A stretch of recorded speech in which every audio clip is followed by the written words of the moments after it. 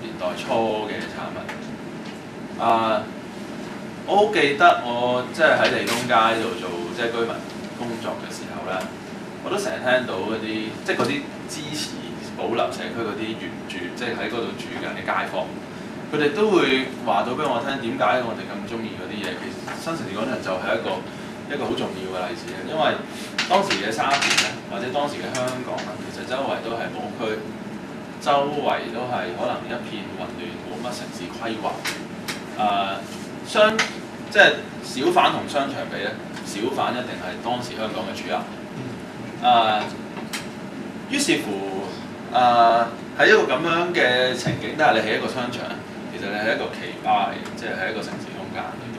哇！突然之間原來消費可以有噴水池，然之後又有射燈，又有冷氣，又有落地玻璃，然之後一個好大嘅室內嘅空間裏邊，即係休閒咁樣，係一種城市現代啦進步嘅一種象徵。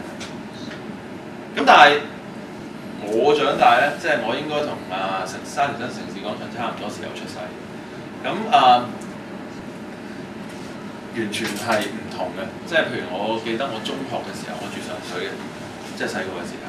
我中學嘅時候咧，一放學咧就去火車站隔離嗰個新都廣場、上水廣場，就喺度遊遊蕩蕩啊，多少少錢就買 CD 啊，當時係買 CD 啊或者劇嗰啲帶啊，咁少啲錢就坐喺麥當勞啊、哈迪斯喺度蒲啊咁樣，喺度嗌啊，特別係夏天啦，打完籃球然之後就去涼冷氣啊，買啲大汽水啊。咁假期去邊咧？假期就梗係長征去呢個沙田新城市廣場啦。最威就係去 UA 睇翻場戲啊，或者當時仲有去踩下溜冰啊。咁長假去邊咧？哇！咁就梗係即係遠到呢一個銅鑼灣嘅 Times Square 啊，仲唔係一個即係高峰同埋假期嘅。但事後諗翻咧，呢啲經驗係唔再係現代進步代表城市嘅現代性，唔再係初新城市廣場起嗰種經驗。你當我哋係 take it for granted 都係咁話啦。我哋成長嘅階段咧，就係啲商場恰就係吸住晒我哋整個都市嘅中心。人哋話俾你聽，你平時去邊度玩就係去嗰啲地方，其實又唔係玩，冇嘢玩嘅。而係單一、重複、單元，冇記憶、冇內容、冇故事。喺嗰度行咗10幾年都唔知。唔係好知為乜咁樣，咁所以我哋到接近即係過咗中學之後，開始讀嗰啲好多嗰啲乜鬼麥當勞 Station 嘅 Society 啊，讀嗰啲乜迪士尼化嘅，就讀得好過癮嘅，因為真係親身經歷嚟嘅，就係嗰啲嘢啫嘛，係但係呢個就係嗰個我想講，如果 Piet Ryan 去講緊6·4係一種咁樣嘅分水嶺。反高鐵點解亦都係我哋會去咗嗰度咧？其中一個好重要就係我哋有句口號叫做大西九不該，菜園村可愛。最初反高鐵運動嗰個力嘅凝聚咧係喺菜園村嗰度。1129之前咧，80後之期係未出現。但係整個菜園村運動咧，你擘大對眼望下咧，起碼70%係20歲上下嘅人，我哋就喺度諗到底係唔係可以將呢啲人變成一個撐場嘅人，即係從一個撐場嘅人變成一個主體。於是乎講到最後一 part 啦。所謂社會抗爭咧，或者社會鬥爭或者 social struggle 咧，其實係一個主體嘅問題關乎。咩意思咧？就係我哋有冇可能轉變我哋嘅社會？我哋有冇可能影響介入我哋嘅社會？我記得喺90年代、80年代尾、90年代，當時過渡期咧，有好多關於香港人嘅經驗、身份、故事嘅書寫，好多。呂大樂當然係表姐啦。其其中嗰一埋單係一本通俗易讀。我記得嗰陣時我係好中意睇嘅，即係我細個中學嘅時候，中意睇係因為呢個人真係講緊啲本土意識喎，係咪有本土意識嘅呢個世界？咁至少佢肯講啦，當好多人都講係冇。但係我好記得我第一篇即係我哋搞本土行動，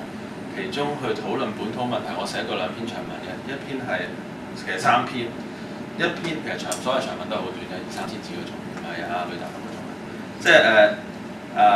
第一篇就講天星運動啦，但係最後嗰篇咧，其實我係想同呂大樂嗰個香港故事相抗嘅。佢確實提咗一種本土意識，其實佢提嗰種，我喺度複述少少啦。其實就係麥理浩政府嘅轉變啊，開始有房屋政策啊，我哋從一個難民變到可以落地生根啊，以及開始啲人覺得香港有一個相對公平嘅體系，只要我哋努力，人人都有機會。就算嗰啲失去咗機會嘅人，只要見到隔離嗰個人有機會，佢都會覺得自己都有機會，或者自己嘅下一代都會有機會。係主要係一個相對開放公平嘅體系，主要係指教育，以及另一個就係房屋、城市發展、福利。呢啲都係，呢啲都冇，呢啲都係一個好重要嘅部分。但係我喺皇后碼頭其中一個批評咧，我認為好重要就係嗰個主題喺佢嘅故事裏邊。而其中一個我哋要喺翻譬如佢對香港人嘅描述咧，好得意㗎嘛，就係佢第一句就話：我既唔係好熱愛呢個地方，我亦都唔係好憎恨呢個地方。香港人就係呢一種八仙過海各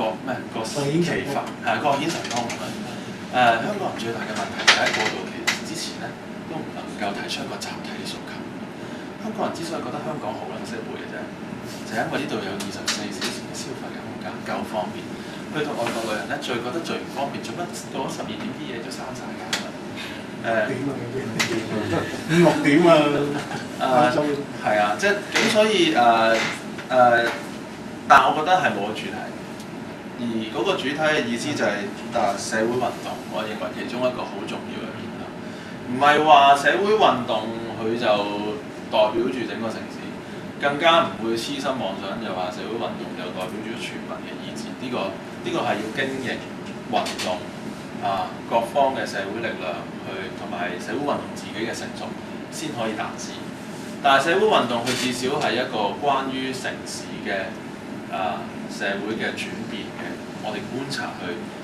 原本我哋其實可以去走向第二度，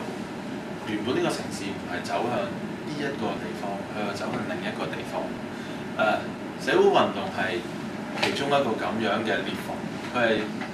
彰顯咗，譬如假設我哋嘅反高鐵運動可以繼續落去，會喺我哋嘅城市唔同嘅空間、唔同嘅事件繼續頻密地咁樣延伸的話咧，將來嘅歷史就算10個西九、10條高鐵再喺香港度起，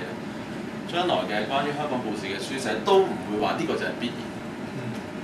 然，係有一班人好持續，而且佢哋唔一定係主流，但係佢哋都唔係少數，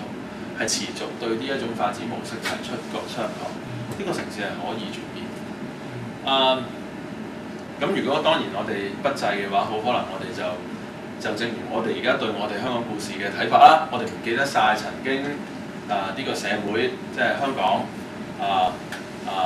之前嘅社會運動，我哋係點樣走出嚟嘅？香港呢個地方曾經係有個抗議，香港從漁村到國際金融中心唔係冇過意義嘅，嗰啲意義唔係冇發生過，只不過可能佢哋冇辦法俾我哋嘅社會學家有一種關於轉變嘅眼光去重新評價佢，又或者嗰啲運動好快就後勁不繼，所以被遺忘咗。其實我哋呢個運動，如果我哋繼續唔到落去，我哋都會俾歷史遺忘。真係嘅，可以係